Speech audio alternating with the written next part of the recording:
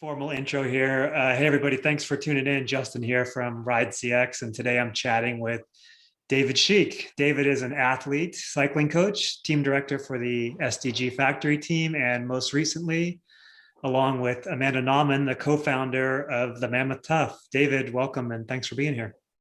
Thanks for having me. My pleasure. In your role as an event promoter, 2020 was a very interesting time. So maybe start by just telling us a little bit about what the Mammoth TUFF is all about and kind of what's your vision for this event. Yeah, so the TUFF was really something that, as people that were going out doing some of these bigger gravel events around US and other places, we wanted to bring something back to Southern California or just California in general, that's more like real gravel. Living down in Orange County, you go out to ride and it all kind of started back in the day with just riding cyclocross bikes, and you go out and you ride 3 miles of dirt and different surfaces, and then you go on the road for 10 miles to the next trail, and it's kind of just a way to play and keep things interesting as you're putting in miles. And so we've always used Mammoth as this kind of training ground to get ready for these things, or cyclocross seasons. And as the years have gone on and this discipline's grown, we realized that this kind of second backyard that we have has so much potential for people to go out and ride. And it really is like these open gravel roads or mixed surface terrain. And so with that, we just started putting together some routes that we knew would be pretty epic, and I can say they're insanely hard for the mileage, but there's a good plan with it. Like you were saying, the vision for it is for year one, which would have been last year, but now we're reintroducing last year this year. So we have a short format and a long format, and it's like the short, if we say it's a 45 mile loop, like that would be one that I'd go out and do just as like a training ride up here. And it's super amazing route, and it's not like it's something that I go out and do in just 3 hours. Or 2 hours, where you say like, well, it's only 40 miles or 45 miles, and you're like, yeah, it's like a good 4 hour plus ride for most people. The first line of description on your website says, "It will be hard." That's the first thing that you see when you log into the website, right?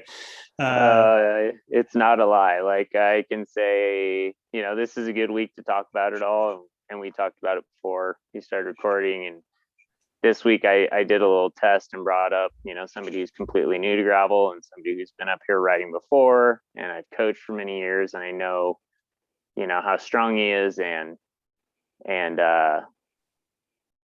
both people are always like, they're both amazed, but it was good to see and have a good reminder of like, it's rideable. It's just, it shocks people every time.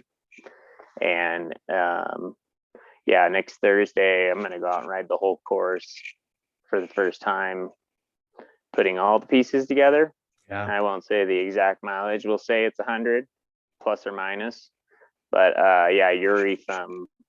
Yuri Oswald, who's won Dirty Cans or Unbound now from Goo, is coming up, and we're gonna go out and try to do the whole route for Thursday, celebrate, do a little birthday party, and let Amanda take some photos along the way to see how cracked we are by hour 8, 9, or 10 whenever we finish.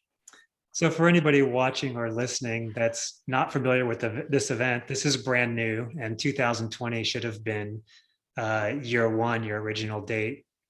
And then it was, as many people have seen, sort of went through the postponement and the rescheduling and the postponement and rescheduling. And now you got a firm date back on the calendar. So talk a little bit about the date that you have on the calendar and what's Mammoth like at that time of year. Yeah, so that's the cool part is, when we first developed it and we talked about this weekend, we wanted to do something in a shoulder season because it does get busy, like summertime, spring, there's still a lot of people that come to town, and there's so much activity to do outside, you know, hiking, fishing, mountain biking, just all kinds of different activities. And so we chose the fall, and we're sticking with that same weekend. And that weekend is when the Kamikaze Games used to be. It's the last weekend that the bike park's generally open. If people want to go up and explore the mountain, they want to go and take gondola rides up because their legs are retired from doing the event, and they just want to look out and see everything down the valleys all the way out to Yosemite. And then you have like the fall colors and things that just pop as the aspens and other trees start to change that time of year. So it's kind of one of our you know, more favorite times of year. Like right now in spring when everything's changing, it's amazing, and the riding is generally really good. And so yeah, you know, we're just super hopeful that this year is different from last year and we get to roll with things. We have a good plan for it. The date September 18th, 2021, and we're teaming up with another event that happens at that time, and it's Oktoberfest in the village. So Nice. while they're kind of operating on stage and around some big tents serving beer and brats, we'll have the event starting and finishing on the road to the side of them. And then you're welcome to use some tickets that we give you to go and partake in some of the German festivities going on. And same with like Friday night, we have we'll do like rider check-ins, you know, Mammoth's far away, so it's kind of like make a few days out of it. Friday night, we're potentially encouraging people to do the double, and the Mammoth Track Club, which is pretty popular up here with putting together some Olympic runners. They're doing a beer mile Friday night. So if anybody wants to take on the double, they should go for it.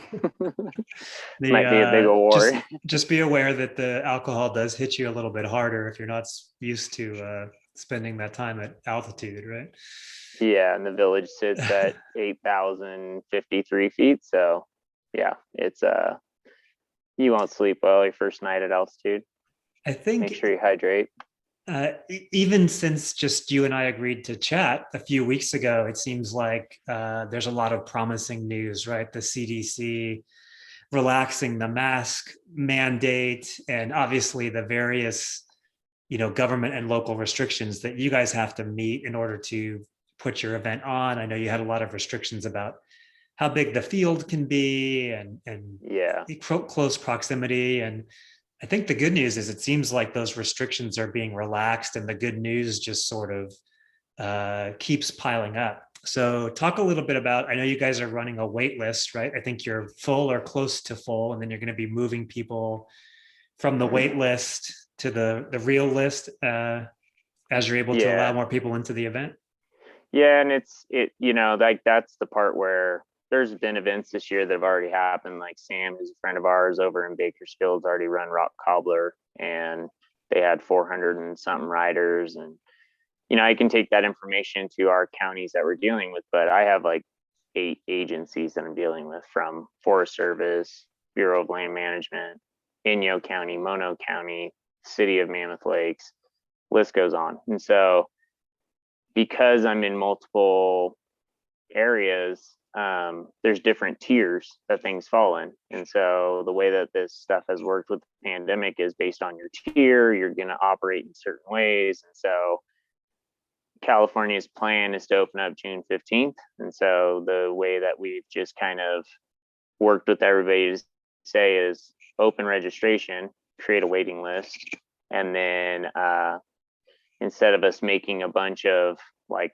predictions or try to say, well, here's our interpretation of what's happening in our interior and where we're going, so you can operate this way. But then if it changes in June, they're just saying, open it up in June and just start moving everybody over. And that way we don't have to sit and make like a plan A, B, and C, because we've done this all last year, you know, okay, we'll do waves. Okay, we'll do this. Okay. You know, and it's, you know, there's still a potential that we do some waves, depending on total number of riders and exiting town with keeping things safe. But overall, the big plan is to do like we've always wanted to, and then still one mass start for each route, and then still use the protocols that are going to be in place by state and county guidelines, right? So even when June 15th opens, there's still going to be things. And so there might be face coverings, and come and ride. You can get yourself your own Caterpillar like me, or the other side's got some tusk on it if you want to earn your tusk. So, it's like we want to have fun with it. We want people to get back to riding and show what these training grounds are all about up here. The bottom line right now is if you're an athlete and you're on the fence, you need to sign up, because the order in which you sign up is going to increase your likelihood that if there is a cap or only a partial field limit, that you're going to make that cut, right? So. Yeah, so we have like I think the number that we set the total at for year one is 850, and so right now we have the limit at 200. The amount of emails, I can't respond to all of them fast enough, but it's over, I think it's at like 230 right now. And so what'll happen is everybody will continue to register, and then based on the order that they have registered in on that wait list, when I can add them, it's a direct, like, the sooner you register, that's how you're getting pulled in. For sure. And so it's instead of creating, it's kind of nice because it's not like a lottery or something. It's just kind of like first come, first serve. And generally then you're going to get the people that really want to be there. And that's what we want anyway. So obviously from a event promotion perspective, selling out your event is fantastic. And for sure, one of the things that we're going to talk about today is just the tremendous interest in cycling. There's a lot of back demand. People are ready to get back out there. I think I had shared with you that kind of had the first criterium back here in SoCal, and like 900 people showed up, so there's a lot of demand for competitive challenging cycling. I wanted to go back to something you were bringing up just a minute ago. When someone tells me they're going to go do an event, I always try to discourage people from just flying or driving in, doing the event, and then turning around and leaving, right? Mammoth Lakes is such a cool town. So what else can people see or do while they're visiting, and where should they stay? Maybe some travel tips for people that haven't been to the area before. Yeah, and that's a tough one. It's, again, like back to the pandemic and things kind of changing. Last year, even with the pandemic, people weren't really getting on planes and going places, but we still saw a lot of travel during spring and summer, and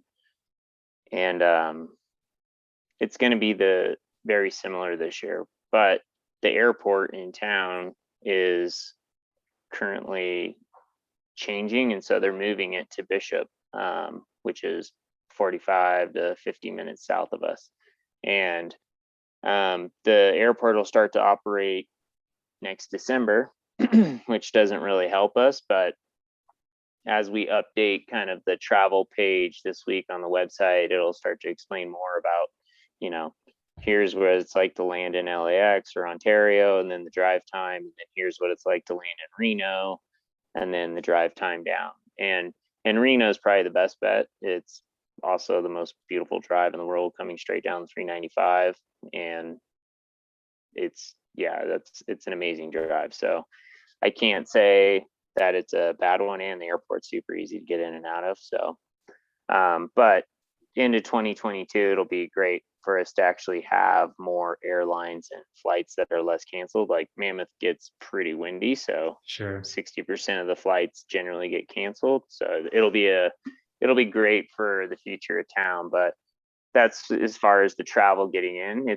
We know it's a long haul, so we're trying to create a whole weekend with the event. And so it's like, I want people to come up, and on the weekend of the event, we'll kind of like give out a little agenda, like, hey, here's what you should do if you're coming in these days, and create some things like shakeout rides on Friday, or go and check in at registration between these hours, like go to the village and watch people run the beer mile or partake in it. Or if you don't want to be around people, we're gonna try to host the riders meeting online, so that people can just sit in their hotel room or Airbnb and watch things, and then, you know, have the event the next morning, finish things that are going on there, and then the following day, you know, do some awards and stuff. It's really going to all be up to what happens with June and what's kind of happening, you know, as things open up more, how we're going to operate. And so we're still going to just kind of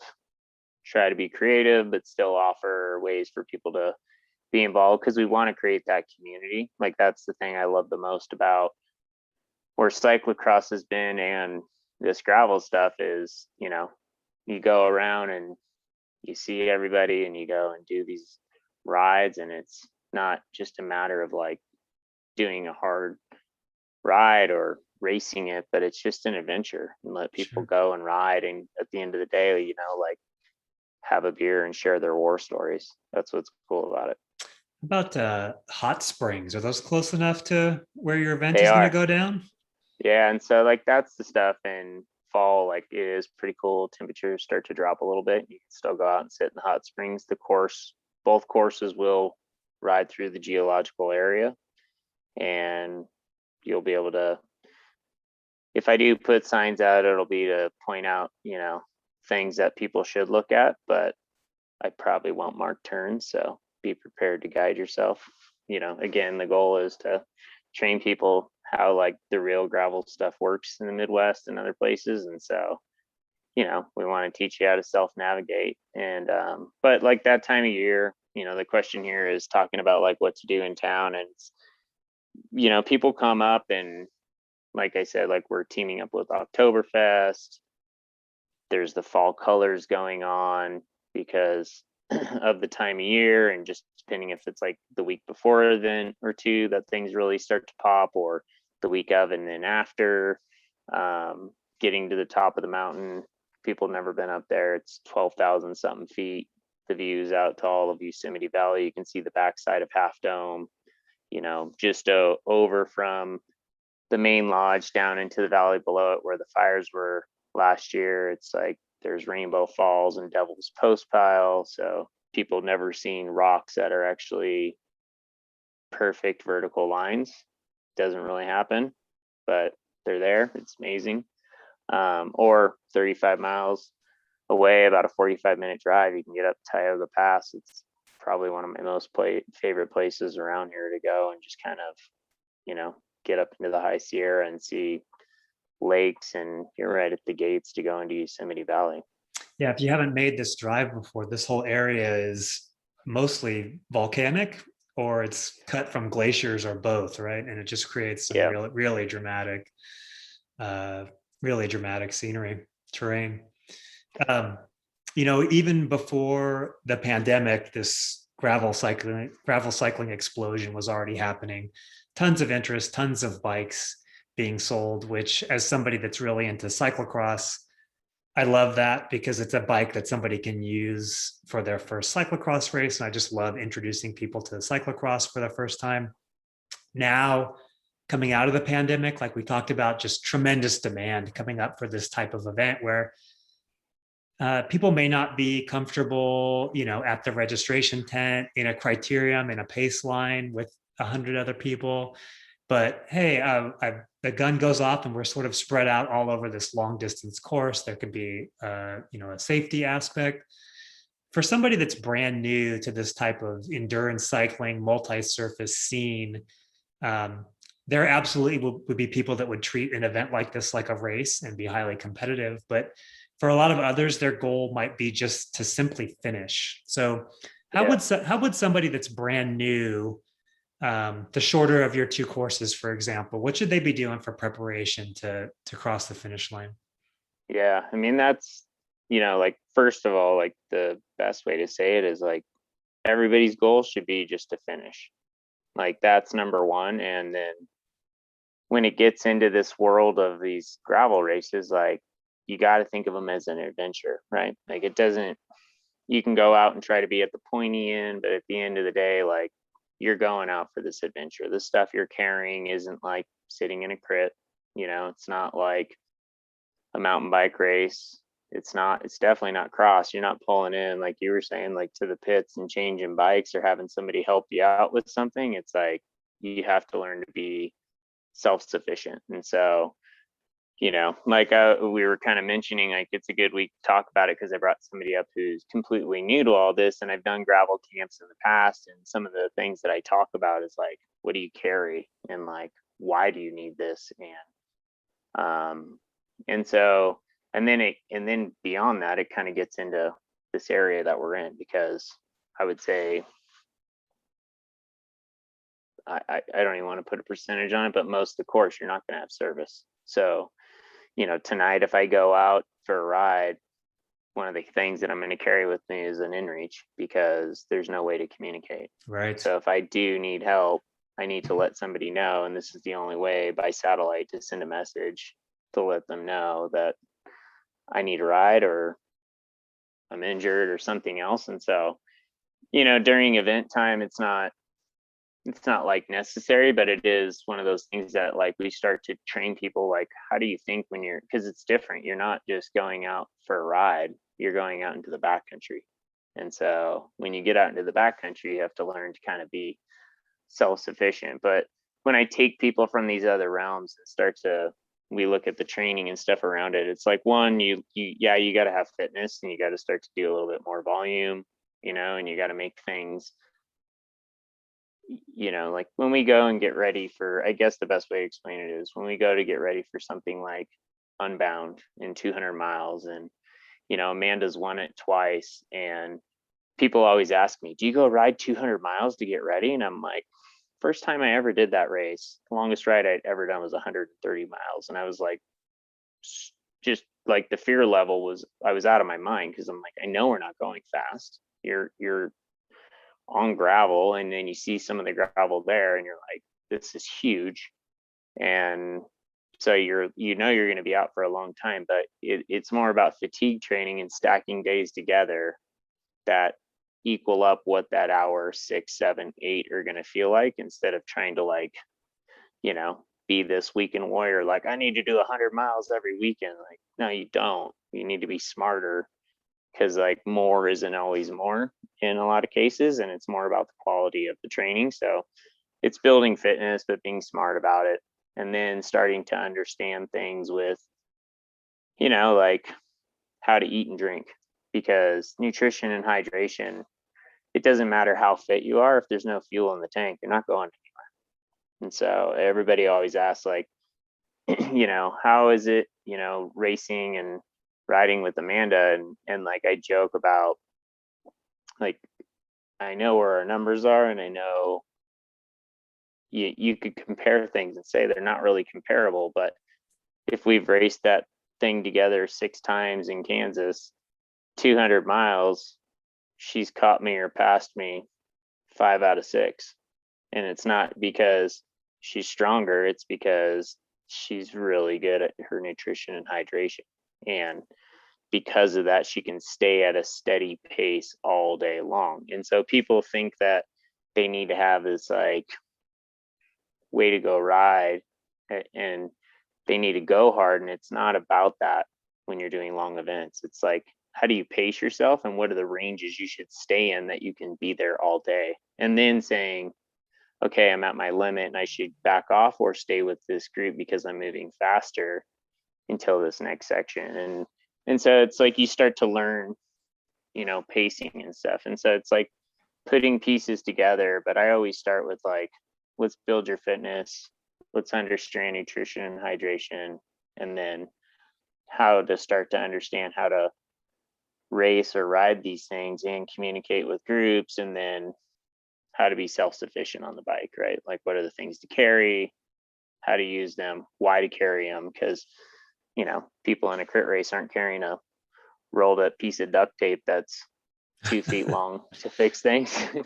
I think this is But a great time to talk about that, testing your nutrition plan, right? yeah, I think that's something a lot of people run into is they roll out for an hour or two, and they sort of have their maybe nutritional products that they rely on, and they know that it works. And one of the sort of walls that I've run into as I've tried to tackle some of these longer events is the nutrition sort of that works for the shorter rides just kind of breaks down and doesn't work for the longer rides. So I find that my stomach just stops digesting, or I completely lose my appetite for things that I could tolerate that were um, appetizing to me on a shorter ride. And I think it's something that's somebody's going to tackle this type of event for the first time, is really to test the food and drink that you plan to use on event day, on race day, and make sure that you can tolerate it, Yeah. at your race pace and over the time that you plan to be out there. Yeah. And like, you know, like I've had athletes in this past month now that things are opening up, and people are getting vaccinated and they want to go out and do these events. And it's like we're getting back to the things that we used to do with creating a food plan. And like we go hour by hour, and then we take the generalizations that we know or output based on kilojoules of like how much energy they can do. And it's like, I could just say, like in general, what we would use with camps is like all people should be eating 250 to 300 calories an hour. Sodium intake needs to be 400, 900 milligrams an hour. And, as far as ounces, it's small bottles about 22, the taller ones are 24, and they need to be having, 1 to 2 of those an hour based on the temperatures. And those are just like basic generalizations. But like you said, it's like you need to practice those things. What works for you, you know, uh, and even then, like the things change along the way. Like you were saying, like things that are appetizing hour 1 and 2, they're not the same at hours 3 and 4. I mean, you might go from sweet and that's great to like completely salty with your palate. And so I'm the same way, like 4 or 5 hours in, I have a very high sodium loss from doing sweat tests. And so, I changed to things like pretzels because I want to just taste sodium. I want salty, and I don't want another bar or gel or things like that. And then that too, it's like people need to realize what they can handle and what they can't. Certain foods that are out there, and some of the sports stuff in the past, tons of maltodextrin, and not everybody digests it the same. And so you got to make sure the things they're using and when work together so that they have like a, the there's fuel in the tank. Otherwise, you're not going anywhere fast. And so it's and the hydration part's huge. Like you can make up for a nutrition deficit and get some calories back in you and feel okay in 10 or 15 minutes, but you get behind on hydration, it's kind of a downward spiral from there. So it's trying to figure out what you need and how much and how to stay on it. And when you have to drink more because you're going to a warm place, like how do you got to train how to drink that way, because most people don't drink a bottle or more an hour. And so they have to train themselves. And one of the tricks we use is setting timers on the head unit to beep every 5 minutes. Take You're a going to miss a sip few every of them. beep, right? Yeah. Yeah. So you miss a few of them, but it's a good way to get through 2 bottles an hour. I think one of the unique challenges for the Mammoth TUFF event is the starting altitude, let alone the altitude that you're going to have some elevation gain during the day, right? So for people that Yeah. don't normally live and train, people that are coming up from sea level, they're going to get there the day before and just roll out. From your background as a coach, maybe you can talk a little bit about some strategies that people can do to try to cope. Yeah. So, I mean, yeah, we want everybody to come and stay in Mammoth, but if the altitude's high and they don't feel great, stay low, stay in areas like Bishop or just outside where they can be at a lower elevation, because the town is, when you say 8,000 feet, you actually realize that most of the mountains down in Southern California, like that's still higher than the top of like Big Bear ski resorts. And so it's a high elevation, and that's just town. Luckily, that's probably the highest point of the course. I don't even really check that, but at altitude, the thing is it's drier. People will say there's less oxygen. There's not less oxygen. The molecules are just more spread out. And so because it's drier air, every breath you take, every time you talk, it has to be moisturized. So your body is doing more to basically function.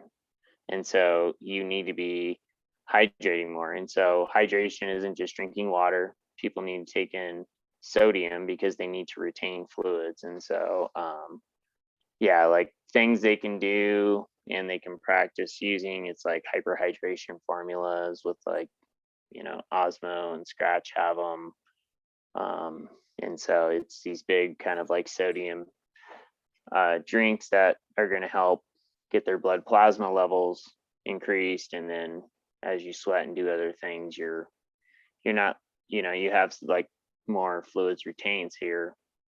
You got more, think of like an engine with oil. It's like if there's no engine oil, like things get more friction and heat up, and then it's not going to run. And so the same thing with your body. It's you start to sweat things out, or you're getting too dry and dehydrated, and your body's going to start to heat up, and your internal governor turns on, and you can't produce the same amount of power once you have lost too much or a certain percentage of your regular body weight. And so we don't want to get too nerdy, but basically the key to getting up to altitude is hydrating. And people aren't going to sleep the same generally at higher altitudes, and so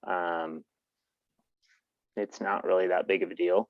Like you look at Olympians and other types of athletes, and they don't really sleep much the night before their event. So it's about sleeping 2 nights before instead of the night before. So if they have a little bit of lax sleep, it's not the end of the world. But the key is the earlier you kind of come, the better people are acclimating a little bit. But overall, when you get to altitude, your power is not going to be exactly the same, or what feels like an 8 down the hill or a 7 down the hill is an 8 when you're up the hill type thing. And so you might just miss a gear.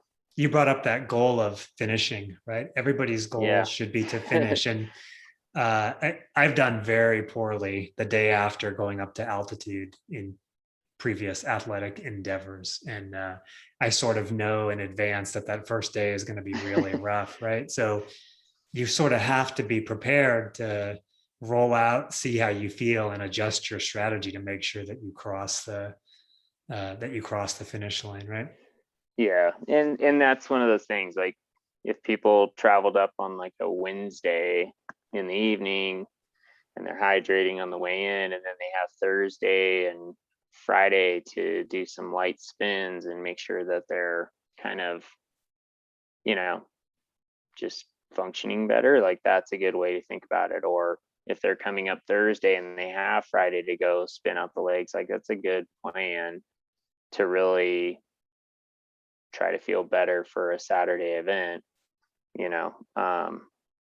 It's just Mammoth is a far travel. So one of those things that we've kind of tried to create is in most of these big gravel events is you got to make a weekend out of it, because there's just a lot more going on. Like when we go to some of these big ones, it's like, man, I spent all day Friday just packing bags, because you're getting to an aid station and then you're grabbing another bag and you're going back through all your gear. And so it's there's just a lot more that goes on. It's not just showing up and racing your bike or riding your bike hard for the day to try to finish. It's just, like we had said before, you got to be self-sufficient. So you're trying to put everything together.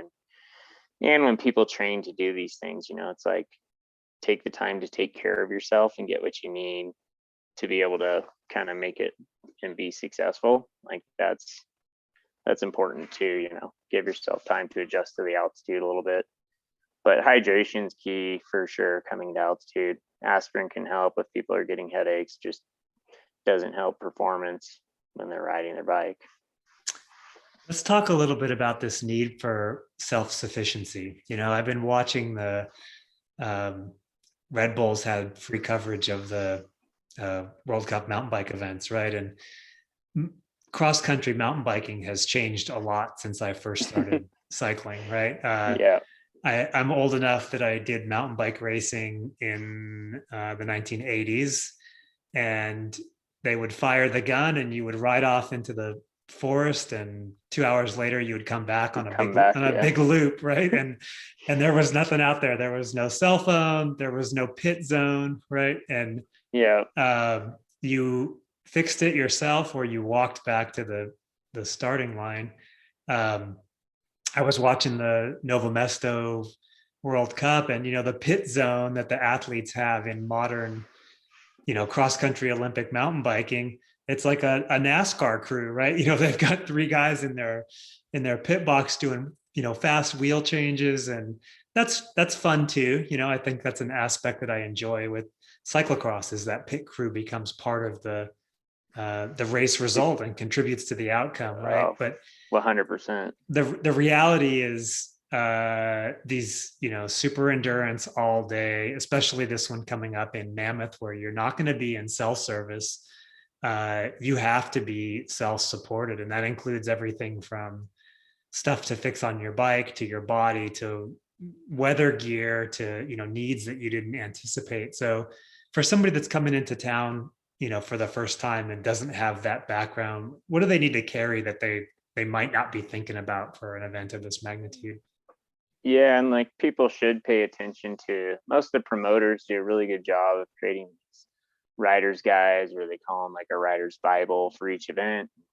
It's different for different places. Like Amanda and I went to the UK before for this Dirty Reaver event that's on the border of like Scotland, and you're kind of like, I mean, it was pretty epic. Like, I don't use that word lightly, but the gravel was on real logging roads, and when logging trucks are large, and so this gravel was big and it's cold, and the time of year that it was, like, we were like, what, we have to carry emergency blankets and whistles, and so you know it's also the same as like going to Kansas, and they're saying, for 200 miles, like, you leave the third aid and make sure you do have lights in case of these things, or carry your lights all day. And I've always gone with the mindset of, like, I'm going to finish before the sun anyway, because you have till 9:15 or 9:45, whatever it is. And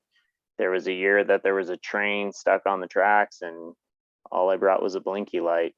And so I pedaled in the last hour or so with a blinky light and other people around me. And I'm like, I'll sit on the front as long as you guys shine your lights around me so that I can see where I'm going. And we were trying to navigate in the dark back to town. So it is important to kind of pay attention to those things of what the rider or the promoters are saying. And we'll give like a good list of things. But in general, I brought like things here to kind of show. It's like like tubes.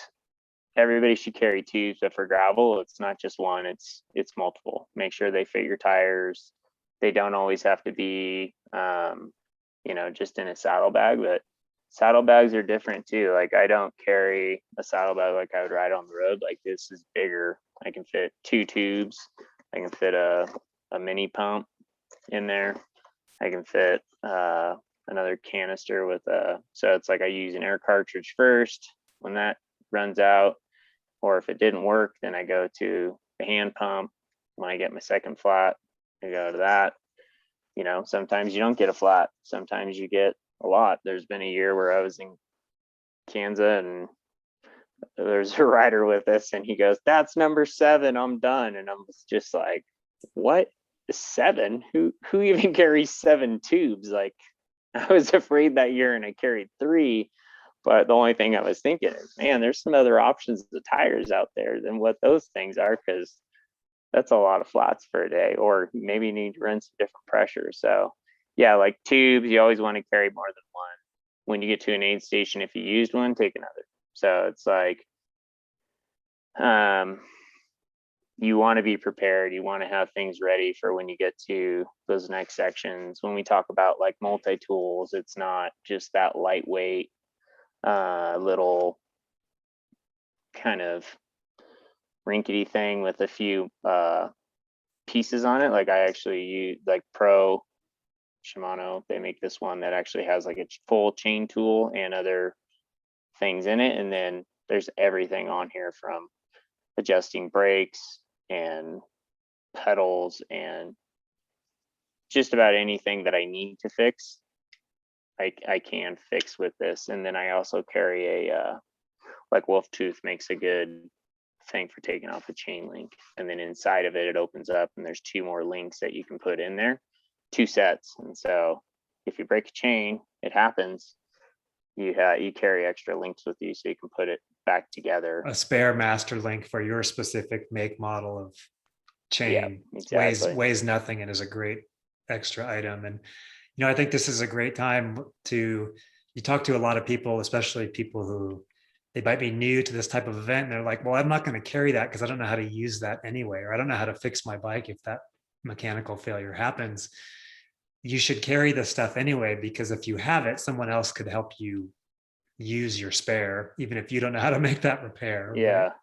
And that's the thing, like with gravel, is I'd say you still have that world of like people coming by, you okay? Do you need anything? Everybody wants to help each other, or just get online and watch videos. Like you buy something, like, the first time I saw like these, this is Park Tools makes these great, patch kits for sidewalls. And so, there's parts of our course where, especially on a long course, there's things like obsidian out there or other types of rock, and you could tear a sidewall. And so you need to have patches in there.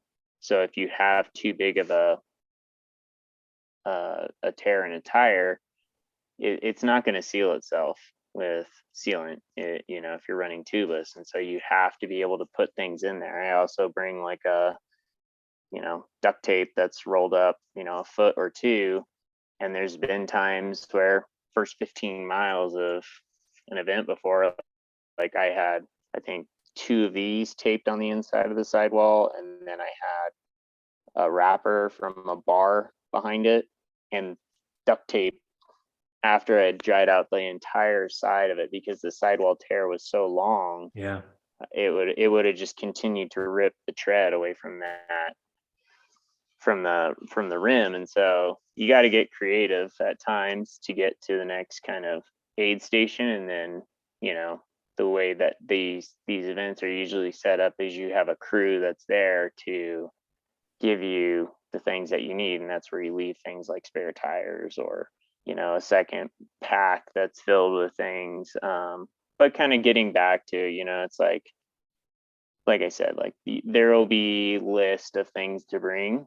And if people have questions, they should ask why. We'll probably start putting out these little videos. We have a YouTube channel that's called Tough, and we'll have these like tough tips as we go along through the summer that we'll make. And it's to explain those things and why, that really kind of getting into the nitty gritty of like why you should carry. And so valve extenders, it's like I got valve extenders and $40 and a tool to take them on and off if I don't have a multi-tool that has that. Because if you run out of all your tubes and somebody gives you one and the valve isn't long enough, Right. and you don't have an extender, you're sitting on the side of the road. You go too late into the night and your head unit, which is guiding you places, runs out of energy, and you don't have a lipstick charger to plug into it, you're sitting on the side of the road or calling somebody to pick you up, and making it simple too. Like it's not, you make a really cool bike super dorky to go do gravel, and you're getting into things like bento boxes and oversized, saddlebags like we're talking about. And sometimes you use extra strappy things to hold things down. And I like to just make it simple. Like I'll put battery chargers and food that's easy to get to right there, that where it's like small piece things, chews, pretzels, things like that I like to eat on the bike. And then the rest of the time I'll use a pack. And so these new pack designs, like this is one from Orangewood, and this is their adventure pack, brand new one that just came out. And it's got actually small pockets where you put your trash and bigger pockets where you put your food. And then there's actually extra nutrition pockets up here. So it's like you can put your phone put your trash, keep this one for 3 to 4 hours of food, extras up here, tubes in the back. You get to the next aid, you have another one loaded exactly the same. And so Yeah, I think that's a key strategy. You know, if you're racing or your goal is not just to finish, but to be competitive, people actually have duplicates or triplicates of those packs, right? So you don't screw around at yeah, the aid station trying to swap the hydration bladder or moving your toolkit from one to another. You just drop the whole pack and grab yeah. a fully loaded new pack. Yeah, and so like when I say that with the event, it's like the visions and things for the future, what you want to do with it. Like I do want to get people to understand like how to go ride gravel, how to be self-sufficient. And I'll promise them that I'm not, if they're doing the long course, the first aid station is probably about 50 miles away. So they need to be able to carry 5 hours worth of hydration and nutrition with them. And so we also have it set up that, will be nice to put out an aid station, but we also have an area that we've created where you can have your own crew. And so it makes it kind of nice because if you've started and it's cold and then you're going to finish when it's still warm, you can leave things with your crew, or you can have another pack there for you, or if you've destroyed a tire on the way down and you need things. Otherwise, if people are going out to ride, they can get through it, and there will be aid stations. It's just I still want to make it hard. Like the route is hard. The aid stations are placed in areas where you could need them, but at the end of the day, people need to be, self-sufficient to ride and do these things. Even on the short course, it's we've spaced them out far enough that it's going to require people to pay attention and do their homework. For somebody that's coming from out of town, they don't have the opportunity to do a course preview. Talk a little bit about which bike they should bring. Should they bring a drop bar bike? How big of a tire? What kind of gear ratio they might want to choose for an event like this? Yeah, and that's a good one. Like if I was saying, because you had asked before too, like, well, what is it? If somebody's new to it and like, what do they want on their bike? And it's always kind of like course dependent, but with where this stuff all started, I always think back to like the Crusher and the Tusher. And when Burke started the Crusher, it was like cyclocross was big, and this was you were racing cyclocross bikes, and your clearance in the rear generally was like 35, 38 max, and that was like a couple millimeters away from your chainstays. And so it was like, what's the better bike, mountain bike versus cyclocross bike? And then this discipline continued to grow, and now we have these great gravel bikes that are out there. And so like the setup for Mammoth, I wouldn't say one's better than the other. We know drop bar bikes travel faster in most places, and the gear ratios are a little bit better when it goes fast. But you want to be comfortable at the end of the day when you're going a long distance. So what's the bike that's best for you? And it's going to be like, how are all your contact points feeling on those bikes? And is your position set up? And are your tires enough for the type of terrain that's out there? And I'd say up here, like I've ridden everything on 38s, and it's doable. It's hard, but I would go over 40. And last few days I've been riding some tires to kind of test things out for Amanda and possibly me if a fitness works out in the next month, to go to Kansas for the 350. And I have on these 700 by 48 Renee Hurst tires that are, I believe, called the Oracle, and they're super fun up here. It's like it feels like riding a mountain bike with drop bars because they are almost a 2.0. And so it's it's super fun. The bigger the tire, the more float you're going to have in the areas with a lot of pumice.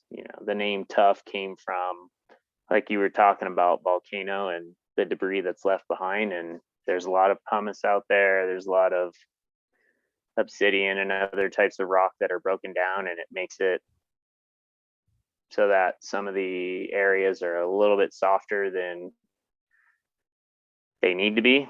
And so you have to be able to, pedal through that. All right. Well, David, the big event weekend here is September 17, 18, and 19 for your travel Yep. plans. And then the actual TUFF is September 18th. Yep. Where between now and then, where should people be checking you out on social media as they work on their plans? How they should keep in touch? Yeah, I mean, the best way to kind of do it is go to mammothtuff.com, go to the site, sign up for the newsletters, click the links at the bottom. They go straight to all the socials, like with the way that social media works these days, there's underscores and everything else that are to get the name that you want. So go to the site, sign up for the newsletters. There's more than 800 people right now that we're sending things out to when we're doing them. And those will start to continue to come out. Like we'll do them at least monthly, if not sooner, if there is information that we need to get out. And we'll also share things through those social channels to make sure that we are getting, as things continue to update with California opening up, we definitely want to make sure that that is there. Like I know right now there's a fear like, well, why do I want to sign up for an event again if it's not going to happen? And, we're pretty confident and excited about the year with the way that things are going, but I understand where people are coming from and concerns with that. And so we're just kind of working and waiting, but continuing to plan for this fall event, and so just stay tuned and we'll continue to bring the good news and share more of the tips and gravel reports with things that we're finding through the spring and summer. We're going to definitely do probably another recon camp in July, and we'll announce that pretty soon, where we'll give an opportunity for kind of like an A and B schedule for people that are completely new type stuff, or they want to go out and see some longer miles and different parts of the course. But pay attention. We'll announce it and everything that goes with it. There's some other info pages on there for that type of stuff too as we get closer. So yeah. So for those who go looking, it's mammothtuff.com, and it's tough, TUFF, will get you to the right place. As always, thanks for tuning in. When you need gear, I appreciate you taking a look at RideCX.com. Next episode is going to feature John Meehan, the director of Jingle Cross, and we're going to be discussing the newly created USCX cyclocross series coming this fall that just got announced. Make sure to subscribe so you can get notified when that goes live, and you should look for that episode in early June. David, thanks so much for joining me. Appreciate you being here. As always, ride safe, and thanks everybody for tuning in. Yeah, for anybody that hasn't been to Jingle Cross, that likes cyclocross, the Friday night race is epic. You got to go to Mount Crumpet and see the party. Awesome. So yeah, no, thanks for having me. I hope everybody has a good year. Be safe, and hopefully we see you at the TUFF.